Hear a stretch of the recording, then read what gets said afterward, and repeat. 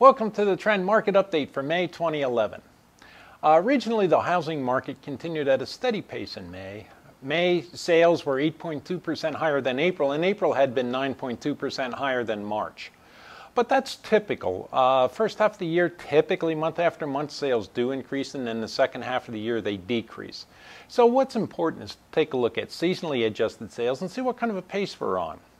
So far this year, we've been very consistently running at 50 to 51,000 units per year at a pace of 50 to 51,000 units. Put that in perspective. 2010 sales were a little over 53,000, and 2009 was over 58,000. Now, at a pace of 50 to 51, we're going to be 4% below 2010 sales. And 2010 was the lowest level of sales that we've had in at least a decade. So right now, the market is pretty sluggish. Hopefully we're going to have some significant change, so in the second half of the year we'll see an increase in market activity, but right now we're running consistently at a pace of about 50 or 51,000 sales for 2011. And prices, it's really hard, there's so many variables in pricing, it's really hard to determine exactly where pricing is going.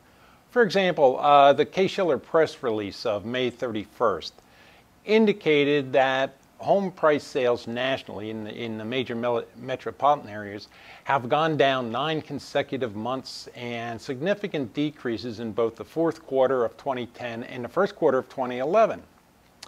NAR's report on the April results indicated that prices are really very steady, that for the last 3 years they've been very steady. And then on that same data, Real Estate ABC indicated that prices actually rose in April in 3 of the 4 regional areas that NAR reports on.